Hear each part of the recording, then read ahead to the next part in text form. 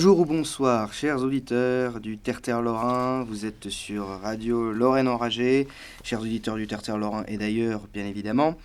Je suis ce soir en compagnie d'une personne que nous avons déjà eu le plaisir de recevoir pour notre chemin de combat, notre émission d'actualité. Il s'agit de Anna Gishkina. Bonsoir Anna. Bonsoir. Anna, nous avons le plaisir de vous retrouver pour la sortie de votre dernier livre. Une petite présentation d'abord. Anna, comme votre patronyme l'indique, vous êtes originaire de la belle Russie, vous êtes docteur en lettres, auteur d'articles sur la crise européenne, mais aussi sur des sujets plus russophiles. Vous êtes aussi auteur de l'ouvrage Comment la Russie pourrait sauver la France aux éditions de l'Harmattan sur Eugène Melchior de Voguet. Voguet. Oui. Et présidente du cercle de réflexion franco-russe Cercle du Bon Sens, qui est basé à Strasbourg. Nous vous recevons pour la sortie de votre dernier livre aux éditions Nouvelle Marge, L'Europe face au mystère russe. Alors c'est un essai dans lequel vous essayez de définir l'identité russe et comment on pourrait finalement essayer de décrypter la spiritualité qui fait le peuple russe, qui est une spiritualité très forte et très particulière. Alors, ma première question portera sur le constat que vous faites, qui est d'une crise, une véritable crise en Europe, une crise à la fois identitaire, spirituelle, mais aussi démographique, politique. Alors, en quoi, d'après vous, il y a une crise en Europe ? Je vous remercie de me recevoir et pour cette question. Oui, malheureusement, j'ose constater la présence de le ressenti de cette crise occidentale qui se manifeste surtout dans l'éloignement des valeurs dites éternelles, de l'éloignement de la tradition et l'éloignement de la transmission de cette tradition. Et là, le pays qui s'engage dans cette voie, pour le pays qui s'engage dans cette voie, je vois mal le point de destination. Je vois mal où... dans cette voie, où est-ce que le pays peut arriver en effaçant son passé. Donc, sans son passé, sans la conscience de qui nous sommes, nous ne pouvons pas avancer dans l'avenir.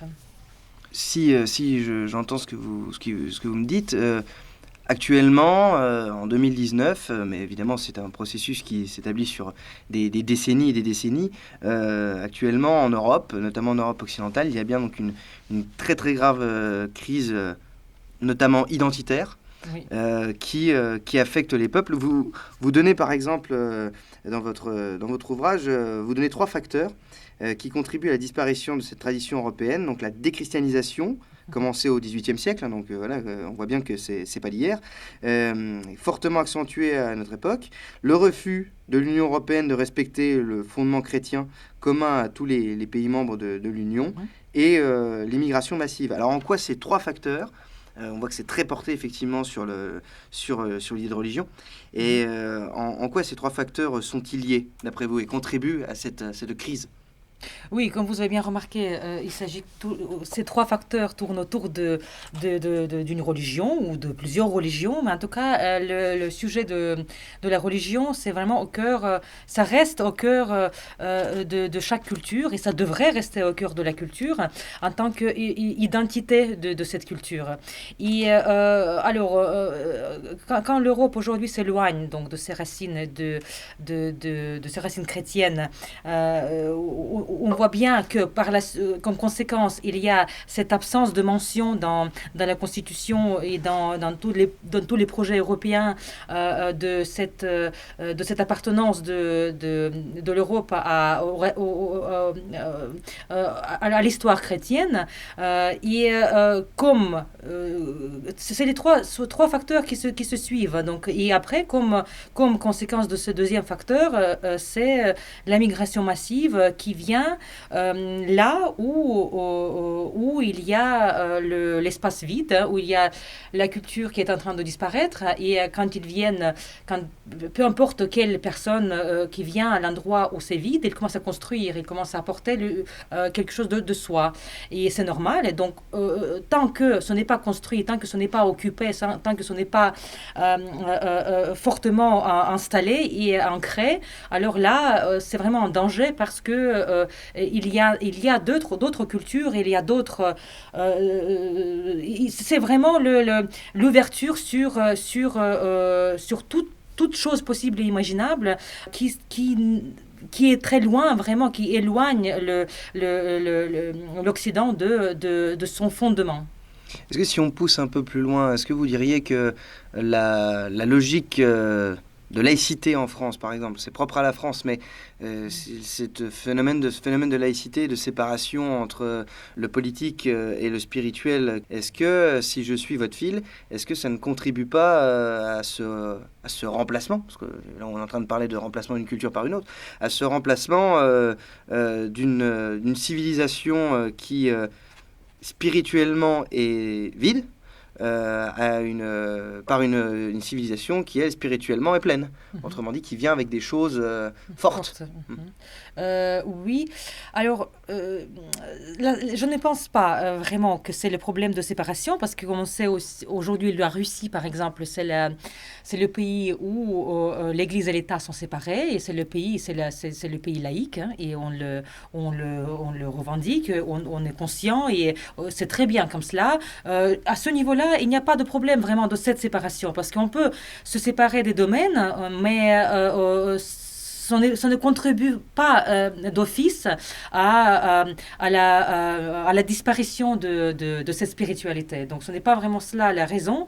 La raison est bien plus, disons, il y a beaucoup de facteurs en Occident qui ont contribué peu à peu dans cette disparition progressive de cette histoire chrétienne et de cette identité surtout chrétienne. Oui, on se retrouve en tout cas aujourd'hui dans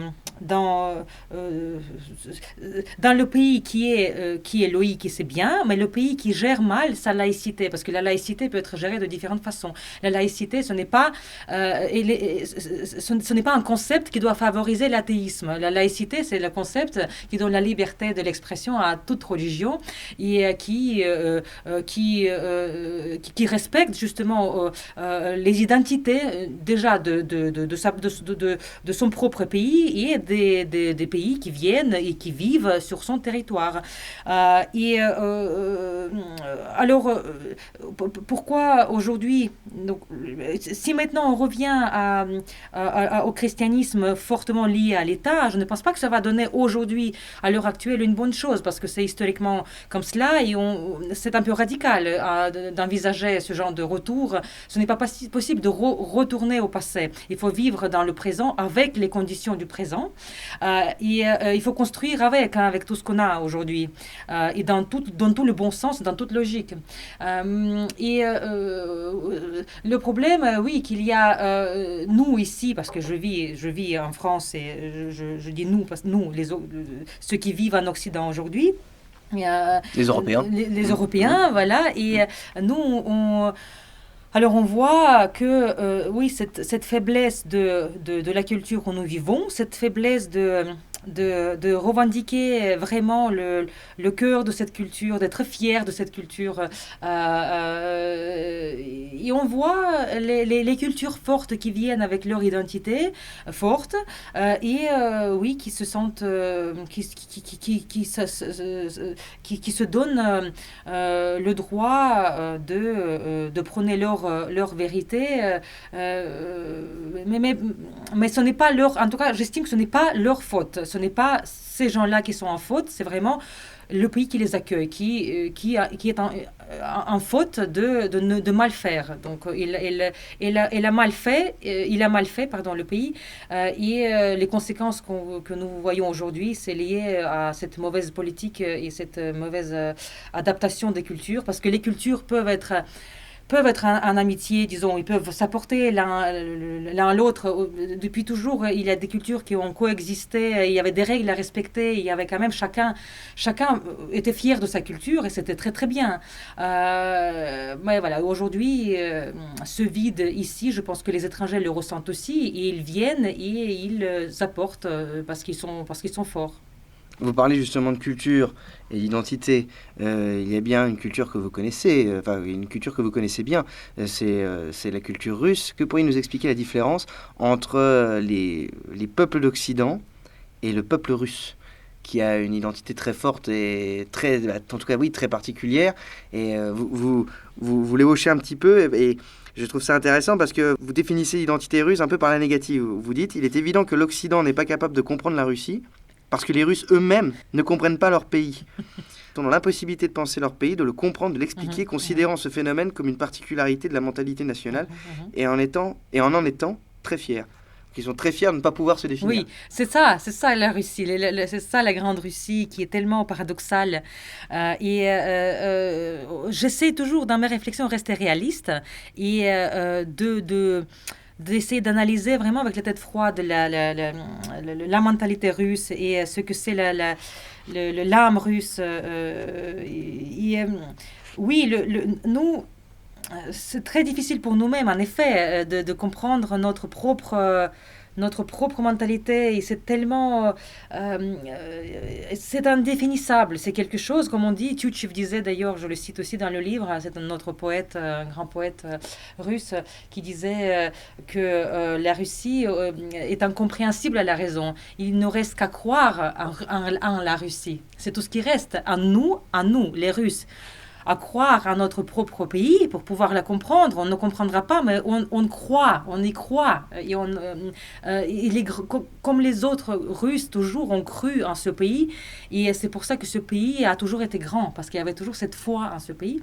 Et comprendre, je ne pense pas que c'est une entreprise tellement efficace d'essayer de comprendre.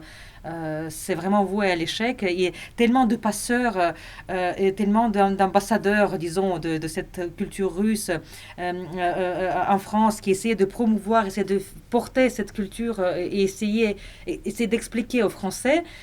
Vaugué d'ailleurs, lui c'était un grand, le plus illustre passeur de la Russie en France. Et ils ont fait tout ce qu'ils ont pu, ils ont mis vraiment leur vie à essayer de faire comprendre aux Français la Russie. Mais je crois que la Russie reste toujours un stade d'un pays mystérieux, d'un pays incompréhensible et un pays peut-être par cette incompréhension qui fait peur à l'Occident parce qu'on ne sait pas de quel côté, comment aborder ce pays tellement imprévisible. Et Bismarck disait d'ailleurs aussi à son armée à l'époque, il disait faites attention parce que les Russes ils peuvent toujours sur tout votre geste militaire réfléchi, les Russes peuvent répondre par une bêtise incroyable, par une réaction complètement spontanée qui ne rentrait pas dans la logique. Donc il faut vraiment tout attendre de la Russie et qu'elle peut répondre par quelque chose tellement inattendu. Et là on continue à être comme on a toujours été. Et la Russie d'il y a 100 ans n'a pas beaucoup changé dans la mentalité et dans le noyau surtout de ce qu'elle pense de son pays, comment elle appréhende le monde et comment il vit, comment il voit son avenir. Donc là on garde vraiment, on est très enraciné et très enraciné dans notre culture.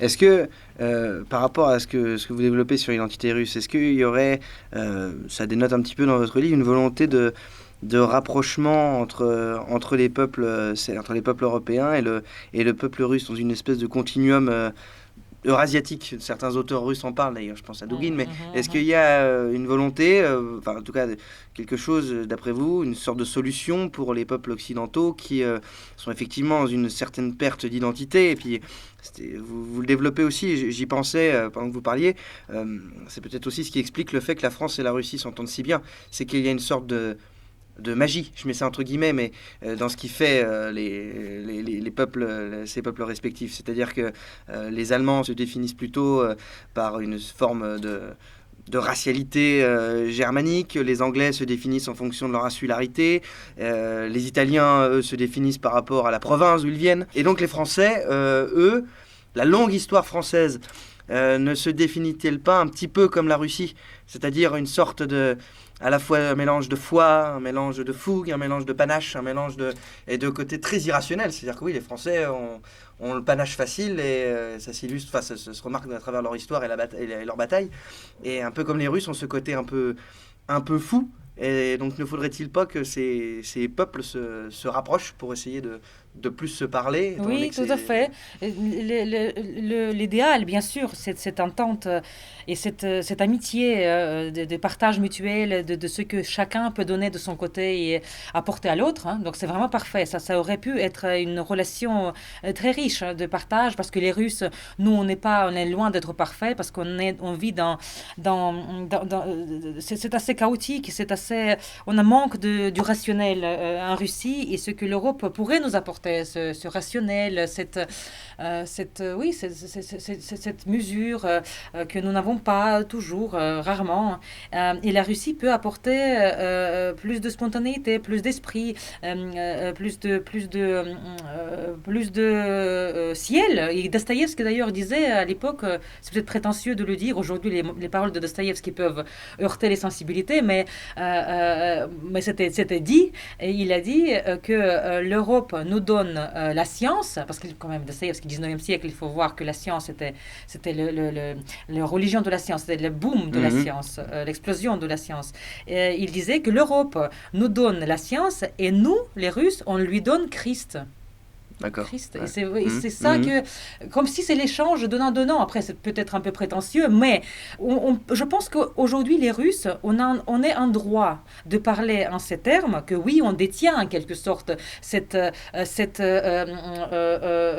base, cet évangile. Hein. Aujourd'hui, on est le seul grand pays dans le monde qui essaie de préserver ses valeurs chrétiennes et qui détient ce christianisme intact, qui essaie de le protéger. Et par cela, je pense que toutes les théories justement sur Moscou, troisième Rome, ça peut aujourd'hui être perçu quand même comme, non pas comme quelque chose de très idéaliste, mais comme quelque chose qui est assez réaliste. Parce que oui, la Russie aujourd'hui représente en quelque sorte le dernier rempart pour l'Europe en perdition, pour l'Europe qui descend de plus en plus bas dans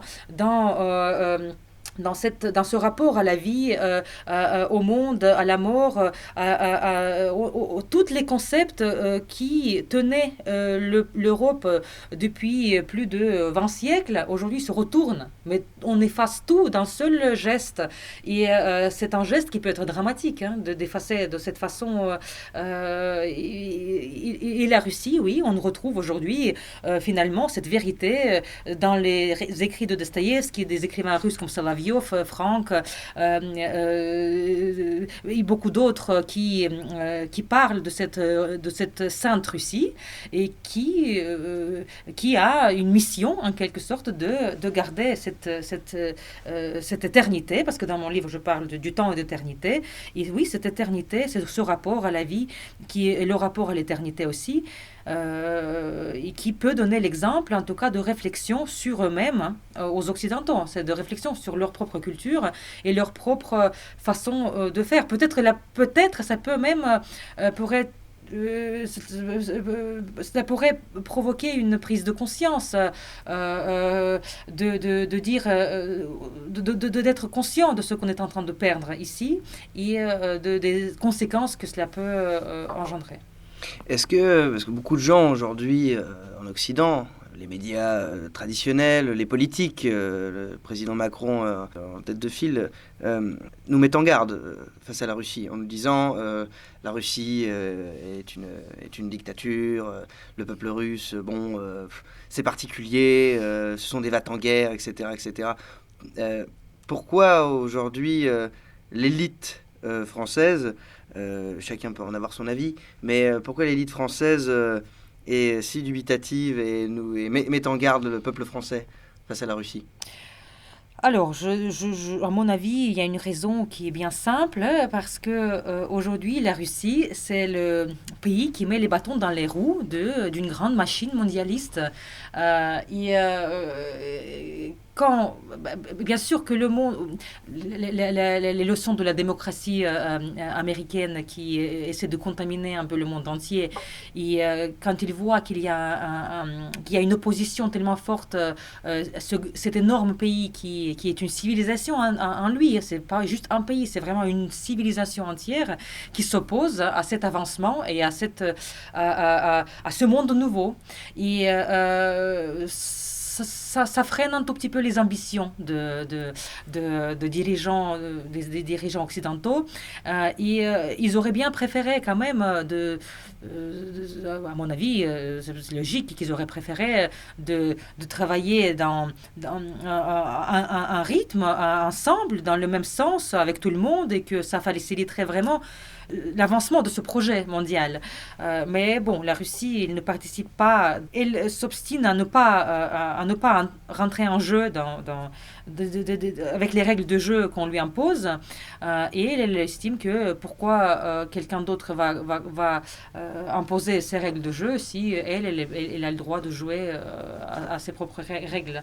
Et là, c'est vraiment ennemi de la démocratie, en tout cas aujourd'hui, c'est considéré comme ça. La Russie aujourd'hui est vue en Occident comme l'ennemi principal de la démocratie. Et Vladimir Poutine, le président de la Russie, oui, comment une personne presque peut-être même la plus dangereuse dans ce monde aujourd'hui actuel. Mais bon,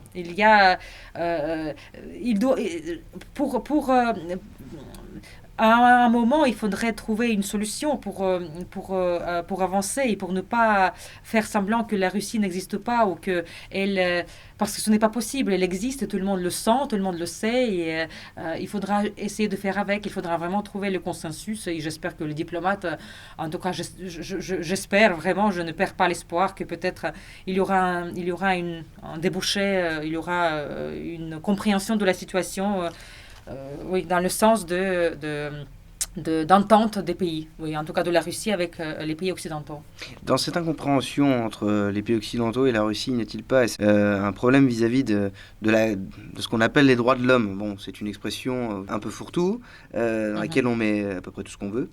Et vous le dites dans votre livre, à un moment, est-ce que l'Occident n'est pas aussi malade de ce qu'on appelle les droits de l'homme, à savoir une philosophie issue du XVIIIe siècle qui a largement contribué aussi à la déchristianisation de l'Occident, et qui aujourd'hui fait que bon, on est au nom de ces beaux principes moraux, nous sommes finalement assez vides, et culturellement, d'un point de vue identitaire aussi assez vides. Et quel est d'après vous le type de morale qui serait nécessaire pour l'Occident, pour qu'elle retrouve un petit peu de la pêche, si je puis dire? Oui, alors c'est exactement cela. Je veux remercier pour cette question parce que avant, donc la morale qu'on a connue jusque-là, c'était une morale innée, c'était une morale qu'on élevait un homme, qu'on essayait de soigner, de travailler, et cette morale innée, c'était la morale qui, comme Chesterton disait, qui naît toute seule. Par exemple, il disait que au Moyen-Âge, les chevaliers n'étaient pas, ne devaient pas, il n'y avait pas d'obligation d'apprendre à devenir courageux, mais ils le devenaient naturellement en défendant l'autel, en défendant l'église. Et là, ça venait tout seul. Donc, c'est des sentiments naturels qui venaient dans des situations où on s'imprégnait de courage, on avait de l'amour, de courage, on avait toutes ces expressions morales d'auparavant. Et aujourd'hui, on essaie de construire le monde, on essaie justement d'enlever ce côté naturel de cette morale, on essaie d'installer plutôt le côté artificiel de la morale écrite sous forme de loi, où on dit que si tu ne me frappes pas, je ne te frapperai pas. Donc il y a vraiment des lois de comportementales qui essaient de gérer la société. C'est la distinction entre droit positif et droit naturel, finalement, on en revient à ça. Oui. Oui. C'est-à-dire qu'on est obligé de légiférer, je comprends, sur Voilà, des choses qui voilà. normalement relèvent du bon sens. Voilà, tout à fait. Et aujourd'hui, on met les lois à dire que vous avez le droit à faire ça, ça, ça. Vous devez aimer le prochain, vous devez accepter ça. Et il y a comme s'il y a une sorte de carcasse de vide, finalement, de l'âme, parce que il y a le texte. La société essaie d'avancer par rapport à ce texte de respect, de respect de prochain, de faire. Mais ce n'est pas, ça ne vient pas naturellement, mais ça vient parce qu'ils doivent faire ça dans cette société. Et quand on doit faire quelque chose, ça devient vraiment, ça déshumanise. On ne peut pas, l'être humain, il n'est pas fait pour fonctionner selon des choses écrite, toute vide de sens, et pas de sens, mais de l'âme, de la profondeur. Et c'est comme comment dirais-je, ce que aujourd'hui les droits de l'homme essaient de nous proposer comme loi de vie d'une manière artificielle. C'est vraiment exactement les mêmes valeurs de l'Église chrétienne, c'est les mêmes principes, mais sans Dieu. Et là, quand on a juste une squelette qui est bien constitué, parce qu'on voit bien que ces lois qui ont tout pour fonctionner, mais quand il n'y a pas d'âme qui anime ces écrits et cette squelette de l'Occident, alors c'est encore mort, c'est quand même quelque chose qui reste immobile, on ne peut pas bouger. Et là, on oublie vraiment, on s'obstine à ne pas prêter l'attention à ce sujet-là de l'âme de la société et c'est ça qui est le plus important. L'âme de la société, si l'âme de la société va bien, alors l'économie ira bien. C'est dans ce sens qu'il faut prendre le problème, et pas à l'inverse. En installant une bonne économie, en donnant aux gens plus à manger, plus à boire, et plus de voitures, et plus de vacances, que la société va être heureuse. C'est par la compréhension justement de quelque chose d'humain, de ce bonheur qui n'est pas lié à la compensation matérielle. Et c'est après que ce bonheur peut engendrer une société équilibrée, une société bienveillante, qui n'est pas malade, qui va bien, mais qui fait une bonne économie, bonne politique. Donc ça vient de là. Il faut travailler dans l'autre sens. C'est ce qu'on aurait pu d'ailleurs reprocher à votre essai, parce qu'à un moment, mais vous répondez en me coupant l'herbe sous le pied, puisque là vous expliquez bien qu'on ne peut pas se contenter du matériel. Et effectivement, votre essai ne parle pas du matériel ou de l'économique, ou principe de rentabilité, principe de croissance, etc. Et que finalement, dans un monde bien pensé, en tout cas qui pense correctement, qui est capable de penser déjà et qui pense à peu près correctement, l'économique et le matériel découlent d'une pensée saine et d'un monde qui tourne. Mais tout à fait, mais là ça me paraît un bon sens. C'est dans ce sens-là qui paraît c'est un bon sens de réfléchir dans cette direction-là. Oui, vous avez bien remarqué, oui, le livre, qu'il n'y a pas... les sujets de l'économie, les sujets de la politique, purement politique, ça ne m'intéresse pas. C'est quelque chose qui est, pour moi, c'est vraiment juste des conséquences. Et ce n'est pas cela qu'il faut travailler et pas cela qu'il faut changer, mais c'est beaucoup plus profond que ça. Et les réflexions que j'ai soumises, que j'ai mis sur papier autour de ce monde occidental et russe. Et c'est loin d'être utopique et idéaliste. Parce ce n'est pas... Vous voyez bien que ce que je décris, j'ai les pieds sur terre, je suis consciente de la situation, de la logique, de la vie réelle, et que je ne vis pas sur un nuage. Et là, cette sensibilité-là, j'avais envie de l'exposer, de toucher les lecteurs justement par cette problématique, de cette profondeur du rapport à la vie et des problèmes sociétals, les problèmes qui sont les problèmes vraiment philosophiques, les problèmes historiques, plus que problèmes économiques ou politiques. D'ailleurs, puisque on parlait de religieux, on a beaucoup parlé de religieux, c'est d'ailleurs le fil rouge finalement de cette interview, l'importance du religieux et de l'orthodoxie en Russie est très important, ça aussi il faut quand même en parler. Vous dites, la culture orthodoxe russe, c'est la culture de la timidité, comme le disait Sergueï Averintsev. Désolé. Culture obéissante dans le bon sens du terme, culture humble. Et c'est là sa grande force. Il n'est pas anodin que la littérature russe soit appelée sainte littérature. L'influence de cette dernière sur les esprits et les cœurs est anoblissante. C'est bien l'Église qui imprime une direction à la société et protège le système des valeurs sans lesquelles aucune société n'est possible. Donc on suit le fil là. C'est-à-dire que, est-ce que vous pensez, si l'orthodoxie est une solution, n'est-ce pas le remplacement de ce qui fait la France, qui est quand même le catholicisme? C'est-à-dire que la France n'a-t-elle pas déjà des solutions dans sa besace? Mais voilà, je ne pense pas que, à moins que je me trompe, mais est-ce que vous pensez qu'il faudrait instaurer une forme d'orthodoxie en France pour qu'elle reparte sur des bons rails, ou plutôt qu'elle devrait simplement retrouver ce qu'elle a perdu? Oui, bien sûr, il n'y a aucune question justement d'installer l'orthodoxie. Non, on ne peut pas prendre le système d'un autre pays et l'installer dans un pays différent. Ça ne marchera pas et c'est insensé. Non, non, la France, elle est fière de ce qu'elle est, de ça. Elle a ce qu'il faut. Elle a ce qu'il faut, il a les ressources, il a son histoire.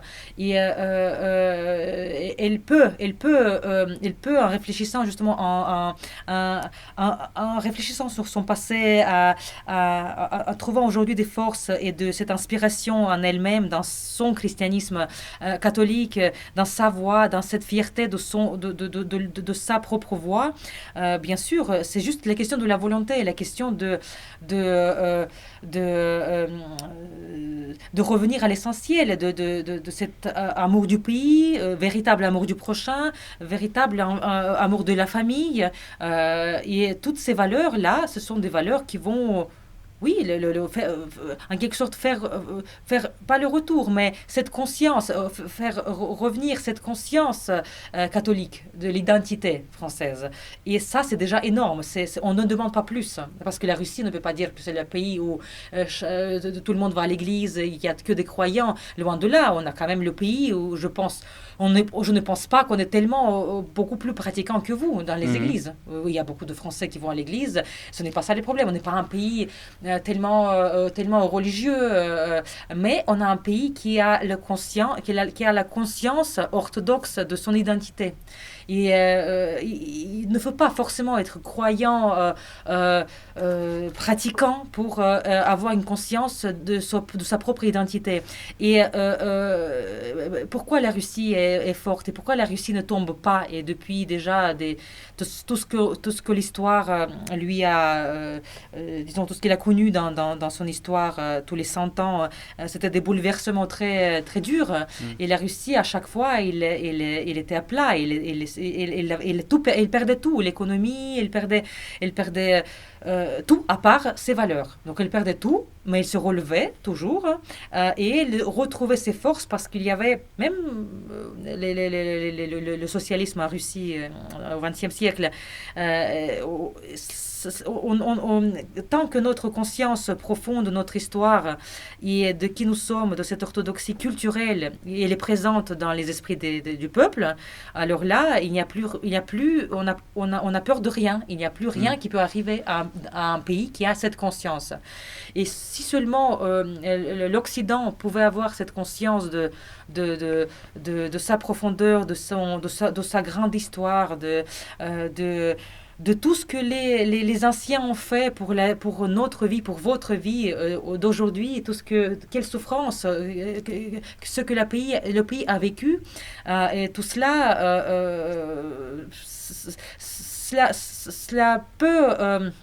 cela peut faire revenir encore le pays dans cet équilibre spirituel et ne pas perdre la tête dans cette aventure déchaînée de ce capitalisme, de cet ultralibéralisme, de ce rêve, peut-être rêve américain, je ne sais pas, ce rêve d'être encore plus libre, mais voilà, les personnes oublient l'essentiel, mais ils pensent qu'ils sont libres parce qu'ils se débarrassent un peu de tout. ce qu'ils ont au fond d'eux. Mais en se débarrassant de tout ce que nous sommes, tout ce que nous avons, ce n'est pas la liberté, c'est le vide, ce n'est pas devenir libre. Parce que la liberté, c'est de choisir ses chaînes, la liberté. Chacun choisit le point de repère et à partir de là, il y a la liberté. D'ailleurs, je cite Saint-Augustin. J'aime beaucoup cette phrase et pour moi, c'est vraiment l'incarnation. Pour moi, c'est cela la véritable liberté. C'est la définition donc, de Saint-Augustin. Il disait aime et fais ce que tu veux. Donc c'est vraiment cela, c'est d'avoir les limites de cet amour. Donc tu sais aimer, apprends à aimer et fais ce que tu veux. Donc on est libre de faire ce qu'on veut, mais on ne transgressera jamais cette frontière, cette limite, de l'amour, de cette conscience de respect du prochain, du bon sens. Et l'amour avec un grand A. Et pour moi, c'est cela la liberté. Mais tout ce qu'on nous propose aujourd'hui, ce n'est pas une liberté, c'est le chaos, c'est l'anarchie, c'est tout ce qu'on veut, mais absolument pas la liberté. On pourrait résumer ça en disant que c'est d'abord et avant tout la liberté du marché. Et bien évidemment, fait. si on libère le marché, ça veut dire que ça implique pas forcément des libertés, en tout cas pas pour tout le monde, mais pour ceux qui peuvent se l'offrir, la liberté. Finalement, moi je vais être un petit peu pessimiste parce que on voit que tout ça est encore, d'après ce que vous nous décrivez, très vivant et que les valeurs, on parlait d'orthodoxie, mais les valeurs russes, malgré le socialisme durant plus de 70 ans, les épreuves, effectivement, l'histoire russe est une histoire particulièrement violente et le peuple russe est habitué à la violence. Est-ce que... on va dire que les Russes sont entraînés, pour faire simple. Ils sont durs à la tâche, pour prendre une image. Mais est-ce que l'assaut est-elle vis-à-vis sur l'Occident, et notamment sur la France, parce qu'on parle de la France aussi, l'assaut est-elle vis-à-vis de la France, d'un point de vue démographique, d'un point de vue social, d'un point de vue économique quand même, mais voilà, l'assaut est-elle, la violence est-elle que, oui, la Russie peut résister parce que c'est dormant, mais est-ce que en France, ça risque pas d'être balayé tout simplement parce que le peuple est en train de changer? C'est une très bonne question, je vous remercie. Alors, moi, je ne vous soutiendrai pas dans votre pessimisme. Tant mieux. J'aimerais bien vous dire... comment je vois cette situation. Je garde l'espoir donc que au moment de tomber vraiment très bas et de ne plus avoir déjà de voir c'était les limites de là où on peut tomber, il y aura, et je suis d'accord avec Dostoïevski, il y aura on entend déjà les sanglots de la société qui réclament cet amour, qui réclament cette pitié. Et c'est tellement... je suis d'accord avec lui parce que c'est tellement naturel pour l'homme de vouloir aimer, d'avoir cette morale en lui, d'être humain tout simplement. Et à un moment, quand il sera vraiment privé de tout ce qui est humain en lui, quand on lui enlèvera tout, la transcendance, sa patrie, on lui enlèvera la famille, la transmission, mais qu'est-ce qui nous reste de l'homme, d'ailleurs le sexe, de l'identité, de ce qu'il est naturellement, et que la nature l'a fait comme il est.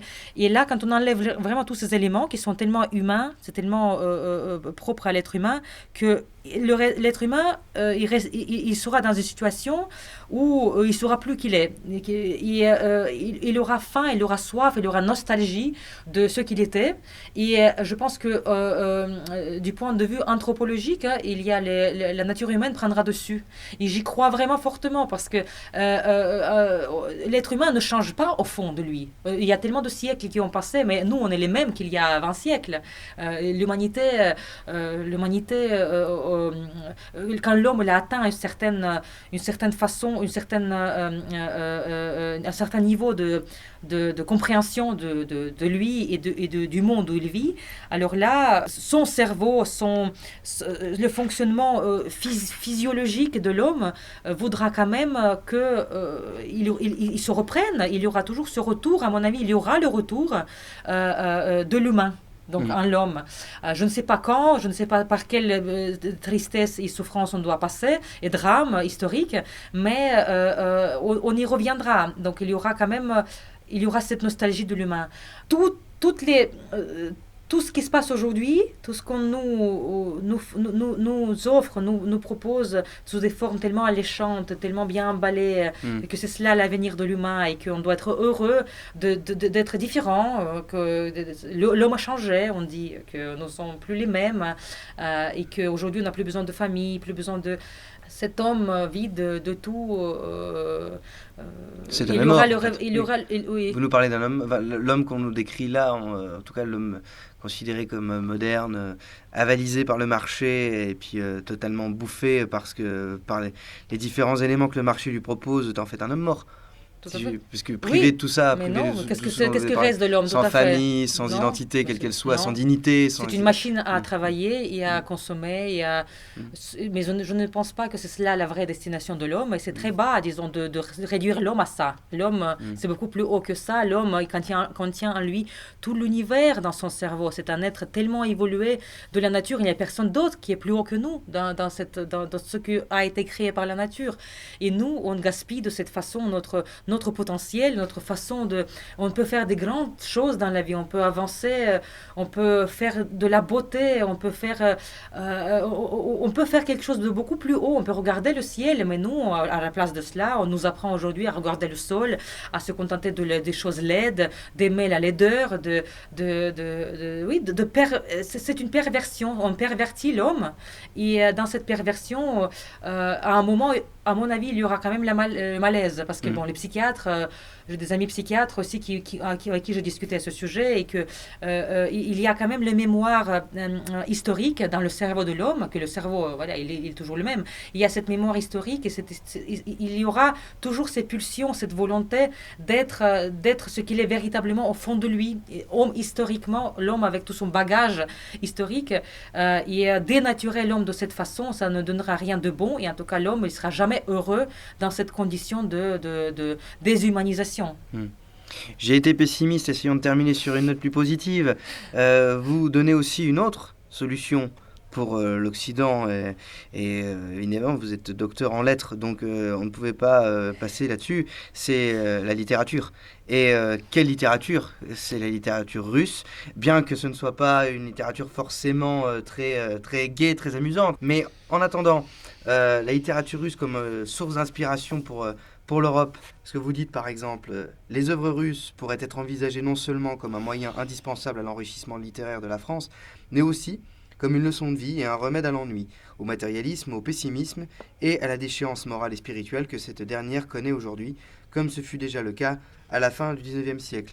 Alors, on mélange tout ce dont on a parlé, esprit pas forcément orthodoxe, on va dire chrétien, pour parler à peu près de tout le monde, et est-ce que finalement, en dernière instance, avec la littérature russe et les auteurs russes, on a des clés pour pouvoir être sauvé, si je puis dire? C'est très, oui, c'est une question très forte. Alors la littérature russe, oui, si vous étudiez, si vos éditeurs prendront un livre des classiques russes du 19e siècle, qui est vraiment l'âge d'or de la littérature russe, ils verront que c'était vraiment l'apogée dans notre culture de cette grandeur littéraire, de ce génie littéraire, et qui reste aujourd'hui notre point de repère. Comme Vogüé disait, les auteurs russes, ils tournent tous autour du même centre, et ce centre, c'est l'Évangile. Et oui, il y a la littérature russe, il y a une particularité et c'est ça sa grande force, c'est de porter au lecteur les situations différentes de la vie et d'en tirer la leçon. En tout cas, il montre ce que l'homme est, ce que l'homme peut être dans ses pires représentations, et ce que l'homme pourrait devenir dans les meilleurs des cas, donc la perfection de l'homme. Et là, c'est à nous de choisir où est-ce qu'on veut se placer. Les situations psychologiques sont très bien données, les scénarios nous ont donné. On peut se mettre dans la peau de différents personnages pour essayer la vie d'un, de l'autre, voir si on se sent bien dans cette situation ou de trahison, ou se sent bien dans la situation plutôt de l'amour pur ou du sacrifice. Et là, on peut vraiment vivre plusieurs vies. Dostoïevski, Tolstoï et beaucoup d'autres chez nous qui permettent vraiment ce voyage psychologique à ses lecteurs. Et là, la littérature, elle apprend vraiment, disons, elle nous porte cette clé de la perfection de l'homme qui est à l'image de Dieu et qui doit toujours essayer de s'équilibrer autour de cette image. Et c'est cela la grandeur et l'honneur de l'homme. C'est une littérature assez... C'est dur, c'est très difficile à lire, c'est quelque chose qui est assez violent, qu'il y a des situations vraiment très, très, psychologiquement très difficiles, mais les auteurs vont, surtout Dostoïevski, bien évidemment, qu'il va vraiment au cœur de l'homme et pour y voir vraiment cette bataille entre le diable et Dieu. Et le Dieu. Il y a la bataille, il disait, la bataille se passe dans le cœur de l'homme. Parce que nous, on n'est pas parfait, mais notre tâche est de le devenir. Notre tâche est de résister aux tentations, de s'équilibrer et d'aspirer vraiment vers la lumière plutôt que vers les ténèbres. Et la littérature russe, aujourd'hui, continue même dans ses représentations modernes, contemporaines, des écrivains qui continuent quand même de porter ces valeurs et de montrer l'espoir et surtout de montrer à l'homme ce qu'il est vraiment, qui nous aide à vraiment comprendre qui nous sommes. Et c'est vraiment très, très, très précieux. Et à mon avis, si maintenant l'Occident lisait un peu plus la littérature russe, je pense qu'il y a aussi, il y aurait cette prise de conscience ou cette prise de conscience sentimentale, parce que tellement on est éloigné des sentiments aujourd'hui, on fait tout pour qu'on n'éprouve pas des sentiments forts. L'amour aujourd'hui, on nous donne aussi l'amour facile, les relations faciles, l'achat facile. On n'est pas en souffrance, on ne sait pas ce que c'est de pouvoir vraiment réfléchir sur le sujet profondément, en souffrir et peut-être vouloir quelque chose, ne pas l'avoir, mais tellement vouloir que d'être heureux au moment où on l'a finalement, et tous ces sentiments forts, ou de pitié aussi, de compassion vers les autres. On nous prive vraiment aujourd'hui, je me sens, l'exemple personnel, c'est que je me sens privée de tous ces sentiments ici en Occident, parce qu'il n'y a pas de situation qui provoque ce genre de sentiments. Et je suis assoiffée d'éprouver ces sentiments forts et je n'arrive pas, il n'y a pas de situation où je pourrais le faire. Pour mon enfant non plus, parce que bon, il est petit, il grandit, tout lui est donné, l'école il est surprotégée, et il ne voit pas, dans cette société égalisée, tellement société des pareils, qu'il ne voit pas, quand il n'y a pas de différence, on ne voit pas de souffrance. Et là, je ne pense pas... L'égalitarisme nous met tous au même niveau. Mais justement, et quand il y a cet égalitarisme, il y a beaucoup de choses qu'on perd en même temps. Donc c'est peut-être un peu dur ce que je dis, mais la Russie, elle est loin d'être égalitaire. La Russie, c'est vraiment tout ou rien. C'est vraiment ceux qui ont tout, ceux qui n'ont rien. Et il y a une grande différence de niveau. Et dans cette grande différence de niveau, comme disait Konstantin Leontiev, notre grand philosophe des années 30 du 19e siècle, il prônait justement cette importance de l'inégalité. Que cette inégalité, elle crée des rapports forts et elle crée une personnalité forte.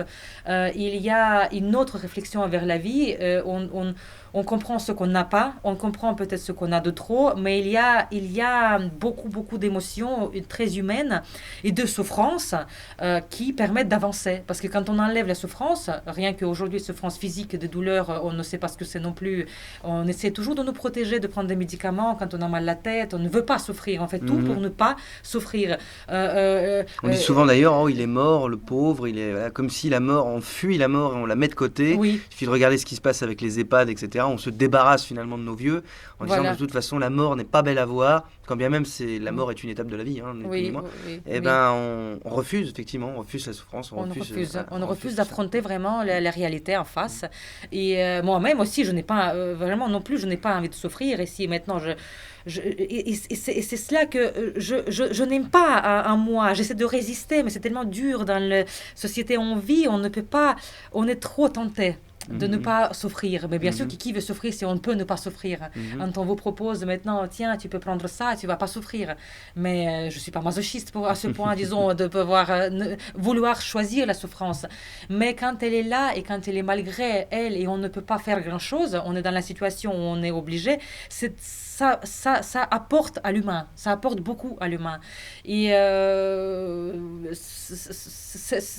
ces relations, vraiment cette relation aujourd'hui entre les hommes, sans vraiment beaucoup d'engagement, tellement rapide, tellement tout dans la vitesse, il n'y a pas de profondeur, il n'y a pas de construction à long terme, il n'y a pas de souffrance parce qu'il n'y a pas d'affrontation, tout le monde tellement diplomate. Dans l'amour, on choisit toujours, disons, quand il y a des couples qui se forment, ils choisissent la facilité souvent aussi, de dire bon, mais là c'est le cas compliqué, je vais choisir quelque chose de plus facile pour ne pas souffrir. Et là, finalement, comment on peut parler de la grandeur de la nation quand la nation n'est pas capable de produire des héros aujourd'hui, des héros qui sont prêts à donner leur vie de sacrifice et souffrir, parce que le héros, c'est le sacrifice et la souffrance. Et bien sûr, cette société surprotégée, les hommes qui commencent à ressembler à rien, disons, qui ne sont plus vraiment hommes, les femmes qui ne sont plus vraiment femmes, et on ne sait pas trop,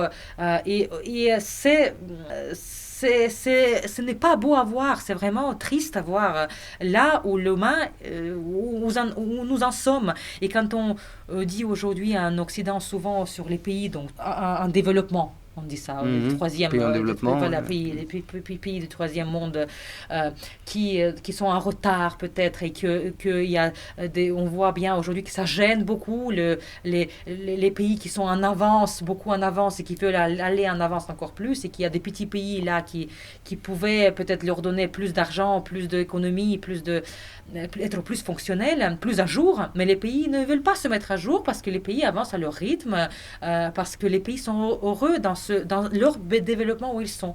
Mais sauf que nous, ici en Occident, on ne comprend pas que le pays peut être heureux dans le stade où il est, dans l'histoire où il est, et avec les mots qu'il a et avec ses joies qu'il a. Et ce n'est pas aux autres de devenir et changer cela. Donc c'est vraiment aberrant quand on essaie de changer le monde de cette façon artificielle, et on ne laisse pas l'histoire faire au pays être là où ils sont et de faire leur histoire, parce qu'ils ont droit à leur histoire. Mais voilà, donc c'est les pays souvent qui sont en souffrance, mais c'est là où on retrouve plus de cœur, plus de gens engagés en Dieu, en foi, en défense de leur pays. Il y a tout ce noyau fort chez des peuples comme ça, qui sont les peuples en souffrance, qui souffrent le plus, mais qui comprennent le plus la vie finalement. Bien, chère Anna Guichkina, merci beaucoup pour cet entretien. Là, je pense, chers auditeurs, qu'il y a eu de nombreuses pistes de réflexion qui ont été données.